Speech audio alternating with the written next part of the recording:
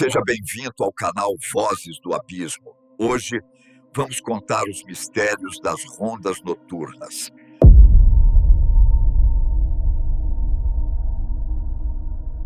Eu me chamo Mário, e se tem algo que a vida me ensinou, é que a gente nunca, mas nunca mesmo, conhece de verdade o lugar onde pisa.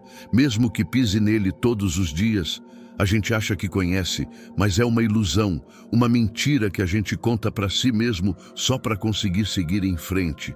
E o pior é que eu caí nessa armadilha de cabeça, e o mergulho foi tão fundo que até hoje eu não consigo me livrar da sensação de afogamento, sabe? Eu trabalhava como vigilante noturno há quase 20 anos, uma rotina que virou parte de mim, sabe? Uma coisa tão automática quanto respirar. A gente acostuma, o corpo acostuma, a mente acostuma, e à noite aquela escuridão que para a maioria das pessoas é assustadora, para mim virou um cobertor, um manto de tranquilidade. A gente aprende a ler à noite, a sentir o cheiro dela, a ouvir o sussurro do vento que só a gente entende. Era a minha vida, a minha pequena e segura ilha na vastidão do tempo. O meu posto era em um galpão de madeira antigo, uma coisa da década de 80, eu acho, que servia como depósito de umas caixas de papelão velhas e de uns móveis abandonados, aqueles que o dono nunca vinha buscar, sabe? Era um lugar com cheiro de mofo, de madeira envelhecida, um cheiro que para alguns seria repulsivo, mas para mim era o cheiro do lar, do meu segundo lar, e a minha rotina era sempre a mesma. Chegava às 10 da noite, pegava minha garrafa térmica de café, minha lanterna, e começava a ronda. O galpão tinha umas janelas altas e empoeiradas que, de vez em quando, deixavam entrar um filete de luz da lua, mas na maioria das noites era só eu, a escuridão e os ruídos de madeira que estalavam, se contraíam, se expandiam com o frio. Parecia que a própria construção estava viva, respirando um suspiro lento e pesado, um suspiro de quem está cansado de viver. E era assim noite após noite, era calmo, previsível. E era exatamente por isso que eu gostava. A previsibilidade me dava paz, me dava a sensação de controle. O que eu não sabia é que esse controle era uma miragem, uma ilusão tão frágil quanto o vidro em que a gente se olha no espelho de manhã. A gente acha que o reflexo somos nós, mas e se não for? E se for só uma casca, um fantasma do que a gente pensa que é? O ponto de virada foi numa noite de inverno. Uma daquelas noites em que o frio parecia entrar pelos ossos, por mais que a gente se encolhesse no casaco e a chuva batia no telhado de zinco como se fossem pedras, uma barulheira que abafava qualquer outro som. E eu me lembro de cada detalhe daquela noite como se estivesse vivendo-a agora. Eu estava no meu pequeno escritório, uma salinha nos fundos com uma mesa de metal e uma cadeira desconfortável, tomando meu café já quase frio, quando o gerador de energia quebrou e a luz, que já era fraca, simplesmente sumiu, engolindo tudo na escuridão mais absoluta que eu já tinha visto na vida. Era uma escuridão que parecia ter peso, que parecia me pressionar de todos os lados. Não era só a ausência de luz, era a presença de uma coisa que me engolia. E eu, acostumado com a noite, juro que senti um arrepio que subiu da minha nuca e se espalhou pelo meu corpo. Um arrepio que não tinha a ver com o frio. Eu me levantei, peguei minha lanterna e comecei a me mover no escuro, tateando as paredes com a mão esquerda, a lanterna na direita. O feixe de luz era uma coisa solitária no meio do nada. Uma pequena bolha de clareza em um oceano de sombra, e foi aí que eu ouvi, sabe? Não era um estalo de madeira, nem o barulho da chuva. Era um som diferente, mais agudo, um som de algo sendo arrastado no chão, um ruído seco, como se fosse um saco pesado, um saco de estopa, sei lá, sendo arrastado no piso de concreto. Eu parei, o coração batendo tão forte que eu jurei que o som abafaria a chuva. Eu apaguei a lanterna, um reflexo, eu acho, de quem não quer ser visto, e me encolhi, atrás de umas caixas velhas, prendendo a respiração. Eu me dizia que era a minha imaginação, que era o vento, que era o telhado, mas a minha mente, por mais que eu quisesse que ela me convencesse, não conseguia, porque o som era claro demais, era deliberado demais, e ele vinha da área mais funda do galpão. Lá onde a gente guardava os móveis abandonados, eu me senti como um roedor encurralado, com o predador se movendo lentamente na direção da minha toca. E a única coisa que eu podia fazer era esperar e torcer para ele não me encontrar.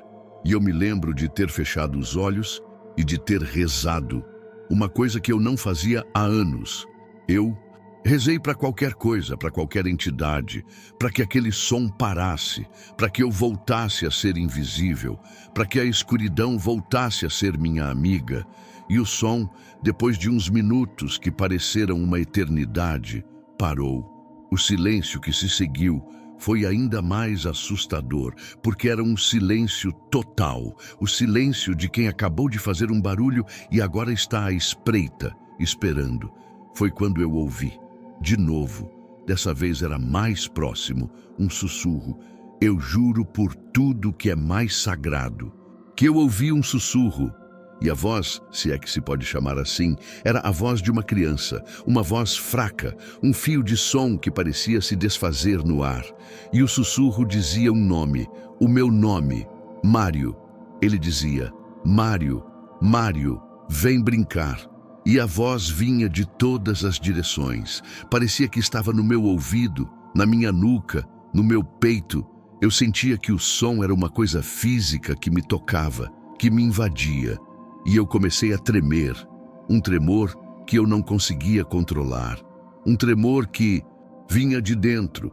Eu liguei a lanterna de novo, a minha mão tremendo tanto que o feixe de luz parecia uma coisa viva, dançando no escuro.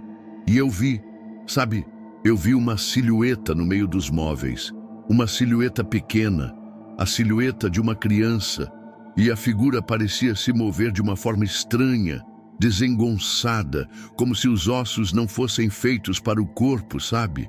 A luz da lanterna mal tocava o corpo da silhueta e eu juro que não conseguia ver rosto, não conseguia ver nada. Era só um buraco negro, uma ausência de forma que se movia, e eu senti um pavor, um terror que me paralisou, um terror que não me deixava gritar, não me deixava correr. Eu só conseguia ficar ali, preso, olhando para aquele buraco que me olhava de volta. E a silhueta começou a se aproximar, um passo lento, pesado, o mesmo som de arrastar de antes, e a voz de criança começou a rir, uma risada que era mais um guincho, um som que feria o ouvido, e a risada ia crescendo, crescendo, crescendo, até que parecia um eco que preenchia todo o galpão. E a silhueta, conforme ela se aproximava, parecia ficar mais real, mais sólida, e eu juro que conseguia ver a silhueta de uma menina, de uns 10 anos, com um vestido velho e rasgado, o cabelo bagunçado, mas ainda assim não tinha rosto. Era uma coisa vazia, sem olhos, sem boca, só um buraco.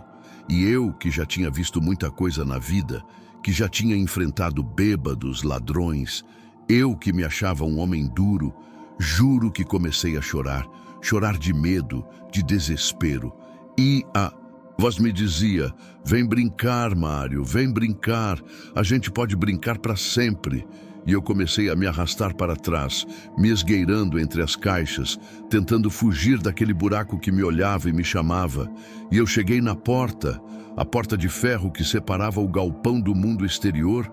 Eu agarrei a maçaneta e ela estava congelada, congelada como se estivesse no Polo Sul.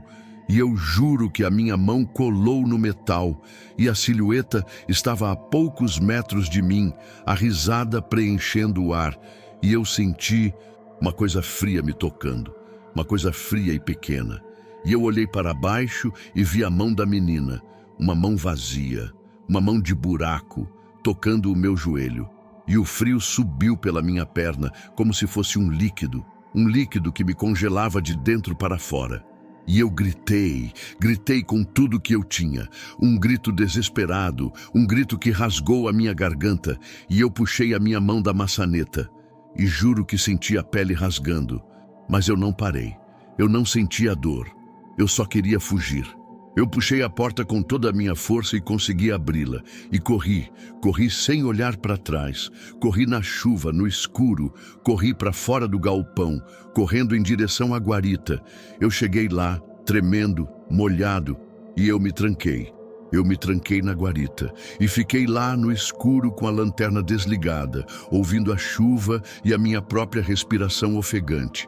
E eu só consegui voltar a respirar quando o dia amanheceu, quando a luz do sol, aquela luz bendita, entrou pela janela e quebrou a escuridão. E eu liguei para o meu chefe. Eu disse que estava doente, que eu não voltaria naquele dia. E depois daquele dia, eu nunca mais voltei. Eu larguei o emprego, eu mudei de cidade, eu comecei uma nova vida. Uma vida onde eu não trabalho mais à noite.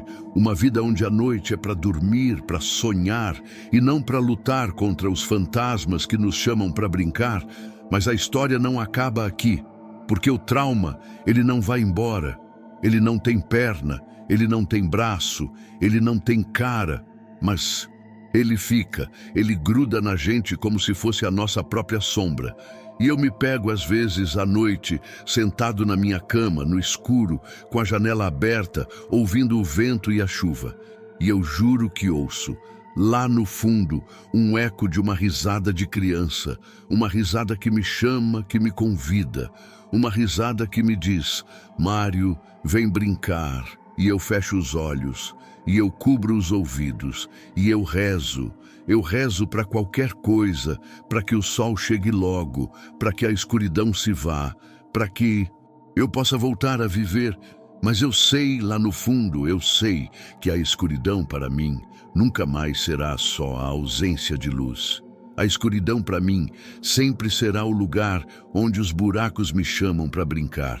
E eu sou, para sempre, o Mário, aquele que correu e que nunca mais vai parar de correr. Porque a gente não corre dos fantasmas, a gente corre de si mesmo, a gente corre dos nossos medos e a gente corre dos ecos que ficam, dos ecos que nos seguem e que nos perseguem para sempre. E eu acho que é isso, a história não é sobre o que eu vi, é sobre o que eu não vi, é sobre o que a minha mente criou para preencher um vazio, um buraco que a gente tem dentro da gente e que só se revela quando a gente fica sozinho no escuro e a gente não tem para onde correr, porque a gente sempre carrega a escuridão e o medo dentro da gente. E eu, Mário, eu só queria ter a chance de voltar no tempo, de voltar para aquela noite e de ter ficado lá, de ter enfrentado o buraco, de ter perguntado para ele: quem é você? Mas a gente não pode, a gente nunca volta no tempo, a gente só vai, a gente só corre e a gente só vive o que nos resta. E o que me resta, sabe, é a noite, a escuridão e o eco de uma risada de criança me chamando para brincar. O que você quer que eu faça agora? A. Enviar outro relato com o mesmo tema, relato totalmente diferente. B. Enviar outro relato com outro tema. Por favor, especifique o novo tema.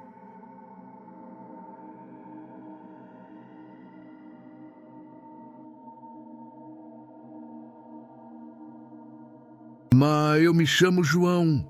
A gente só conhece de verdade o nosso mundo durante o dia, sob a luz do sol, quando tudo é claro, óbvio e previsível. Mas quando a noite cai, meu amigo, quando a noite cai, a gente descobre que o nosso mundo é só a ponta do iceberg e que a maior parte dele está submersa, escondida na escuridão. E o que eu vi, o que eu vivi, foi um mergulho sem volta nesse abismo, uma coisa que a minha mente ainda tenta, desesperadamente, racionalizar e não consegue. Eu era o vigia de um cemitério antigo, um daqueles que parecem ter parado no tempo, sabe? Um lugar da década de 50, cheio de lápides de mármore desgastadas, anjos de pedra com as asas quebradas e cruzes de ferro enferrujadas. O portão principal era de ferro forjado, pesado, e fazia um rangido que era a trilha sonora das minhas noites. Um som que, de alguma forma, me dava uma sensação de conforto, de que eu estava fechando o mundo exterior e me isolando no meu próprio pequeno universo de silêncio e memória. Eu começava o meu turno por volta das 10 da noite, e a minha rotina era a mesma, um ritual sagrado. Eu pegava a minha lanterna, uma garrafa térmica de café e começava a minha ronda, andando pelos caminhos de pedras irregulares. A luz da lanterna dançando sobre as sepulturas, sobre os nomes e as datas que já não significavam mais nada para ninguém, exceto para mim, que de tanto ler já os tinha decorado. E era um lugar de uma paz estranha, uma paz que só os mortos podiam dar, uma ausência total de... E o caos, de barulho, de pressa, era só eu, o silêncio e os ruídos de grilos e corujas que faziam parte da paisagem. E eu me sentia bem ali, me sentia o guardião de um segredo, de uma história que só eu podia proteger. O que eu não sabia é que nem todos os segredos são para serem guardados, e que alguns deles, quando revelados, podem quebrar a gente de um jeito que a gente nunca mais se conserta. E o meu segredo, o meu enigma, começou numa noite de lua cheia, uma daquelas noites em que a luz prateada parecia ter vida própria, se espalhando pelas árvores e fazendo sombras que dançavam nas lápides. Eu estava na minha ronda normal, perto da capela, uma construção pequena e de pedra com um sino quebrado, quando eu senti, sabe, eu senti um frio que me arrepiou, um frio que não vinha do vento nem da noite, mas de dentro, um frio que parecia vir da minha própria alma. E eu parei, eu fechei os olhos e respirei fundo, tentando me convencer de que era só a minha imaginação, mas quando eu abri os olhos, eu vi uma coisa que me paralisou no meio do caminho. A uns 20 metros de mim, tinha uma criança, uma menina de uns 6, 7 anos, com um vestido branco e sujo de terra, os cabelos loiros desgrenhados e o rosto, eu juro por tudo que é mais sagrado. O rosto dela estava coberto por uma névoa, uma coisa que parecia fumaça, e não me deixava ver os traços, só um vazio, um buraco. Ela estava parada, imóvel, de costas para mim, olhando para uma lápide em particular. Uma lápide que eu conhecia bem, a lápide de uma moça chamada Ana, que tinha morrido muito jovem. Eu tentei me mexer, eu tentei gritar, mas o meu corpo não me obedecia. Era como se eu estivesse preso em um bloco de cimento. Eu só conseguia olhar. E o ar, sabe? Ele ficou pesado, espesso, um ar que parecia me sufocar. E eu juro que senti um cheiro de terra molhada e de flores murchas, um cheiro de morte. E o silêncio, ele não era mais aquele silêncio tranquilo que eu amava. Era um silêncio que gritava, um silêncio que me dizia que eu não estava mais sozinho. A menina não se mexia, ela só olhava para a lápide, e eu, preso no meu pavor, só conseguia focar a minha lanterna nela, o feixe de luz batendo naquele corpo pequeno e no vestido branco. E eu vi que ela estava descalça, os pezinhos sujos de terra, e eu, um homem feito, eu juro que comecei a chorar.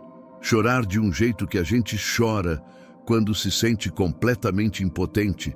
E a minha mente, por mais que eu tentasse, não conseguia encontrar uma explicação lógica. O que uma criança faria ali, sozinha, de madrugada, no meio de um cemitério? Eu, que me achava um homem de ciência, de lógica, de razão, juro que a minha razão foi para o espaço, foi embora, e só sobrou o medo, o puro e simples medo. E a menina, depois de uns minutos que duraram uma eternidade, ela se virou e eu juro que a minha alma quase saiu do meu corpo, porque eu não vi um rosto, não vi olhos, não vi boca, eu vi só um buraco, uma coisa vazia, uma ausência, de forma que me olhava de volta, e a névoa, ela se espalhou, e eu pude ver que o corpo dela, o corpo pequeno, estava se desfazendo em fumaça, se dissolvendo no ar. Ela estava se tornando uma coisa etérea. E ela, A voz de criança que eu ouvi era a coisa mais dolorosa que eu já tinha escutado na minha vida. Uma voz que me chamava de papai e me dizia: papai, por que você me deixou? E a voz, ela não vinha da menina, ela vinha de dentro da minha cabeça. Uma coisa que parecia ter se instalado lá e que agora falava comigo. Uma voz que me dizia: por que você me esqueceu, papai? E eu me senti cair em um buraco negro. E eu sabia, lá no fundo da minha alma, eu sabia que aquela voz, aquela menina, era a minha filha, a minha pequena Ana, que tinha morrido há 15 anos. Morta por uma doença que a medicina não conseguiu curar. Uma coisa que a gente tentou de tudo para curar, mas que não tinha jeito. E eu, o pai que falhou em proteger a própria. Meu filha, eu juro que o meu coração parou de bater e o mundo, ele parou de girar. Ele simplesmente parou. E eu só conseguia olhar para aquele buraco que me chamava de pai. E a névoa, ela se intensificou. Ela me engoliu e eu senti um frio que me fez perder a consciência. Um frio que me fez apagar. E eu acordei na manhã seguinte, deitado no chão da guarita, com o meu chefe me sacudindo, me chamando, me perguntando o que tinha acontecido, e eu não conseguia falar, eu não conseguia contar, porque eu sabia que ele não acreditaria, eu sabia que ele acharia que eu tinha bebido, que eu tinha tido um surto, e eu só consegui dizer: eu não aguento mais, eu me demito, e eu larguei o emprego, eu larguei o cemitério, eu larguei a minha vida, e eu fui para outro lugar, comecei de novo, em outra cidade. Mas a história não acaba aqui, porque o que eu vi, o que eu ouvi, o que eu senti, não foi uma coisa de uma noite, foi uma coisa que me mudou para sempre, uma coisa que se instalou na minha alma e não me deixa mais. Eu comecei a ter pesadelos, pesadelos onde eu me vejo correndo em um cemitério sem fim, e a névoa, aquela névoa que não me deixa ver o rosto da minha filha, ela me persegue, ela me engole. E a voz dela me chama: papai, por que você me deixou? E eu acordo no meio da noite, suado, tremendo, e a primeira coisa que eu faço é ir até a porta do quarto da minha filha mais nova, a minha outra filha, a Sofia, e eu verifico se ela está respirando, se ela está bem, porque a minha mente, ela me diz que eu preciso protegê-la, que eu preciso ser o pai que eu não consegui ser para a Ana. E o medo, ele se tornou o meu companheiro, o meu amigo, um amigo que me lembra, a cada dia, a cada noite, que eu sou um pai que falhou, e que o fantasma da minha falha, o fantasma da minha filha, vai me assombrar para sempre. E eu comecei a me sentir culpado por ter sobrevivido, culpado por ter me esquecido da Ana e culpado por ter me permitido viver, sabe, a vida. Ela tem um jeito de nos fazer sentir culpados, mesmo quando não temos culpa. E a minha culpa, ela se manifestou em forma de um enigma, de um mistério que me persegue. E me diz que eu sou o único que pode decifrá-lo. E eu passei a pesquisar, a ler, a tentar entender o que aconteceu naquela noite, a tentar encontrar uma explicação, uma coisa lógica, mas eu não encontrei. E a cada pesquisa, a cada livro, a cada artigo, eu só encontrava mais perguntas e menos respostas. O que eu vi, o que eu senti, não tem explicação, não tem lógica. E a minha mente, ela se recusa a aceitar isso. E eu me pego, às vezes à noite, sentado no escuro, olhando para o nada. E eu juro que sinto o cheiro de terra molhada e de flores murchas. E o ar, ele fica pesado de novo. E o silêncio, ele grita. E eu me sinto de volta no cemitério, com a névoa me engolindo e a voz de criança me chamando de papai. E eu me lembro de ter lido em um livro, em uma dessas minhas pesquisas, que os fantasmas, eles não querem nos machucar. Eles só querem que a gente se lembre deles. Eles só querem a nossa atenção. E eu me pergunto, será que é isso que a minha filha queria? Será que ela só queria que eu me lembrasse dela? Será que ela só queria que eu não a esquecesse? E eu Eu me sinto um egoísta, um pai ruim, um homem que fugiu do seu próprio trauma. E eu me pergunto se eu deveria ter ficado lá, se eu deveria ter enfrentado a névoa, se eu deveria ter abraçado o buraco. Mas a gente não sabe o que fazer na hora. A gente só age por instinto. E o meu instinto, naquela noite, foi de fugir, de correr e de me salvar. Mas a gente não se salva. A gente não foge dos fantasmas. A gente só se muda de lugar. E eles nos seguem. Eles nos encontram, porque eles não são coisas do passado. Eles são coisas do nosso presente. Eles são a nossa sombra. E a minha sombra, ela se manifestou em forma de uma menina com o rosto coberto por névoa. Uma menina que me chama de papai. E eu vivo com esse enigma, com esse mistério, com essa culpa. E eu sei, lá no fundo da minha alma, que eu vou viver com isso para sempre. Porque a gente não se livra dos nossos fantasmas. A gente só aprende a conviver com eles. A gente só aprende a respirar sob o peso da culpa. E a gente só vive, esperando que um dia a névoa, ela se dissipe. E que a gente possa ver o rosto da nossa própria redenção. Mas eu não sei se eu mereço. Eu não sei se eu tenho o direito. E eu só me resta viver e esperar e torcer para que a noite, a minha noite, a noite que me assombra, um dia, ela me dê um descanso que eu talvez não mereça.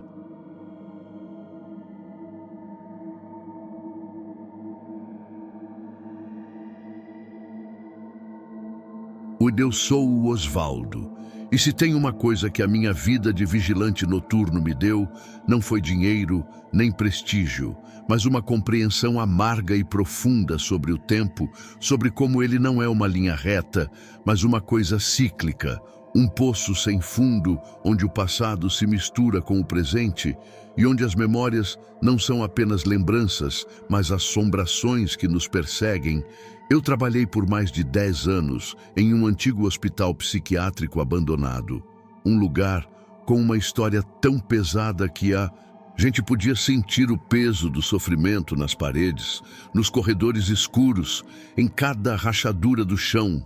A construção, uma coisa imponente da década de 20, com aqueles vitrais sujos de poeira e uma arquitetura que me fazia pensar em filmes de terror. Era o meu posto de trabalho, era o meu mundo e a minha rotina, uma rotina que para a maioria das pessoas seria uma punição, para mim era uma coisa de paz, de silêncio, de introspecção. Eu chegava às 11 da noite, depois do último turno de inspeção da prefeitura, e me trancava lá dentro com a minha lanterna, o meu rádio de pilha e o meu casaco pesado. Porque o frio lá dentro era uma coisa que entrava nos ossos, um frio que não tinha a ver com a temperatura, mas com a tristeza, com a solidão, com as almas que tinham ficado para trás. Eu andava pelos corredores, o som dos meus passos ecoando em um silêncio que parecia ter vida. E a minha lanterna, uma coisa solitária no meio do escuro, iluminava as camas de metal enferrujado, as cadeiras de rodas quebradas. As bandejas de comida que já não serviam mais para nada. Era um museu de dor. E eu era o guardião desse museu. O que eu não sabia, o que a minha mente se recusava a aceitar, era que eu não era o único guardião. E que havia outras coisas lá dentro, coisas que não tinham perna, nem braço, nem corpo, mas que tinham voz. E uma sede de nos contar as suas histórias, o meu enigma, o meu mistério. Começou numa noite de terça-feira. Eu me lembro de ter lido em um desses meus livros de história que as terças-feiras eram dias de visita no hospital, dias em que as famílias, com os rostos carregados de uma tristeza infinita, vinham ver os seus entes queridos. E eu estava no meio da minha ronda, no terceiro andar, perto do pavilhão de isolamento, quando eu ouvi, sabe? Eu ouvi um som que não tinha nada a ver com o estalar da madeira, nem com o eco dos meus passos. Era um som de choro, um choro fraco, um choro de criança. E o choro vinha do final do corredor, de uma porta que eu sabia que estava trancada e que eu sabia que nunca, em 10 anos, tinha sido aberta. O meu coração, ele começou a bater tão forte que eu jurei que o som abafaria o choro, e o ar, ele ficou gelado, um gelo que me fez sentir como se eu estivesse no meio de uma nevasca. E a minha mente, ela começou a tentar racionalizar, a tentar me convencer de que era o vento, de que era a minha imaginação, mas o choro, ele era tão real, tão palpável, que a minha razão, ela se desfez no ar. E eu, com a minha lanterna na mão, com o meu corpo tremendo, eu comecei a andar em direção ao choro. A cada passo, o choro ficava mais alto, mais desesperado, e eu me sentia como um homem caminhando em direção ao seu próprio túmulo. E eu cheguei na porta, uma porta de metal enferrujado com uma janelinha pequena, e eu, com a minha mão, eu juro que a minha mão tremia tanto que eu mal conseguia segurar a lanterna. Eu olhei pela janelinha e eu vi, sabe, eu vi uma coisa que me paralisou.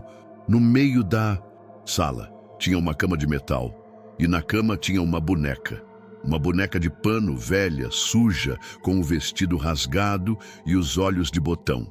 E a boneca, ela estava chorando, um choro que vinha dela, um choro real. E as lágrimas, eu juro que as lágrimas eram reais. Era um filete de água que descia do rosto de pano e se misturava com a poeira, e o choro, ele parecia me dizer: me ajuda a encontrar a minha mamãe. E a voz, ela era a voz de uma criança, uma voz fraca, um fio de som que parecia se desfazer no ar, e eu senti um pavor, um terror que me paralisou. E a minha mão, ela se moveu por conta própria. Ela agarrou a maçaneta e eu senti um choque elétrico, um choque que me fez soltar a maçaneta e cair de joelhos. E eu comecei a chorar de medo, de desespero. E eu me lembro de ter fechado os olhos e de ter rezado, uma coisa que eu não fazia há anos. Eu rezei para qualquer coisa, para qualquer entidade, para que o choro parasse, para que a boneca sumisse, para que eu voltasse a ser o Osvaldo, o vigilante, o guardião. Mas o choro, ele não parava, ele só ficava mais alto e mais desesperado. E eu me senti como se estivesse no meio de uma batalha. E eu era o único soldado. E eu sabia que eu não tinha como vencer. E eu me levantei com a minha mão tremendo. E eu corri sem olhar para trás. Eu corri como um louco pelo corredor, desci as escadas e eu me tranquei na minha guarita, a guarita que ficava na entrada do hospital. E eu me sentei no escuro com a minha lanterna desligada. E eu só conseguia ouvir o som da minha própria respiração ofegante e o eco do choro que parecia ter ficado na minha mente. E eu fiquei lá, no escuro, até o dia amanhecer, até a luz do sol, aquela luz bendita, entrar pela janela e quebrar a escuridão. E eu liguei para o meu chefe. Eu disse que eu não voltaria, que eu me demitia. E eu larguei o emprego, eu larguei o hospital. E eu me mudei para outra cidade, mas a história não acaba aqui, porque o que eu vi, o que eu ouvi, o que eu senti, não foi uma coisa de uma noite, foi uma coisa que me mudou para sempre, uma coisa que se instalou na minha alma e não me deixa mais. Eu comecei a ter pesadelos onde eu me vejo correndo em um hospital sem fim, e o choro da boneca me persegue, e a voz dela me diz: me ajuda a encontrar a minha mamãe. E eu acordo no meio da noite suado, tremendo, e a primeira coisa que eu faço é ir até a porta do quarto da minha filha mais nova, e eu a abraço e eu a beijo, porque a minha mente, ela me diz que eu preciso protegê-la, que eu preciso ser o pai que eu não fui para aquela criança que ficou para trás. E o medo, ele se tornou o meu companheiro, o meu amigo. Um amigo que me lembra a cada dia, a cada noite, que eu sou um pai que falhou e que o fantasma da minha falha, o fantasma da boneca, vai me assombrar para sempre. E eu comecei a me sentir culpado, por ter fugido, culpado por não ter aberto a porta, culpado por não ter tentado ajudar, e a minha culpa, ela se manifestou em forma de um enigma, de um mistério que me persegue e me diz que eu sou o único que pode decifrá-lo. E eu passei a pesquisar, a ler, a tentar entender o que aconteceu naquela noite, a tentar encontrar uma explicação, uma coisa lógica, mas eu não encontrei. E a cada pesquisa, a cada livro, a cada artigo, eu só encontrava mais perguntas e menos respostas. O que eu vi, o que eu senti, não tem explicação, não tem lógica. E a minha mente, ela se recusa a aceitar isso.